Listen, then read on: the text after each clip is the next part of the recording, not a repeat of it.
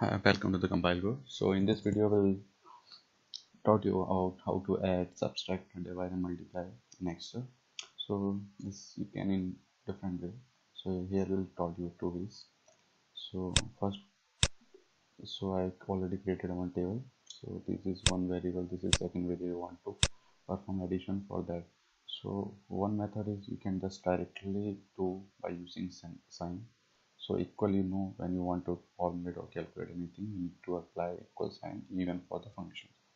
Equal, and then taking tab on this one plus second cell, this one, and hit enter. You can get directly result 20. Even you can do like that. If you know that address equal, this is C2, you can write here C2 plus, and the cell is T2, and hit enter. You can directly get result of 20. Fine.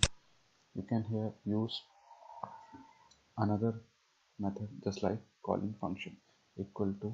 Here for this addition there is function sum.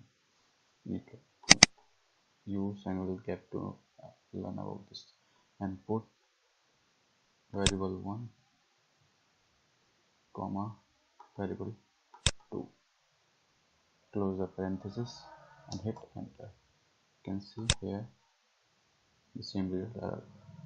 For this, even you can do a shortcut method. If there are a lot of numbers, you cannot write every cell. Just you can use sum and drag both the number. You can get the same value. So similarly for the subtraction, this minus this could be using function subtract.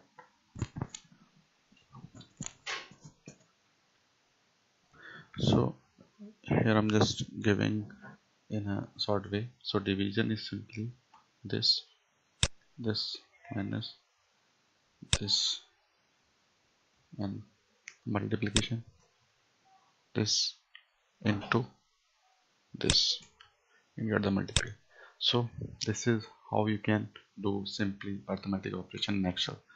Hope you like this video. Please like and subscribe our channel. Thank you.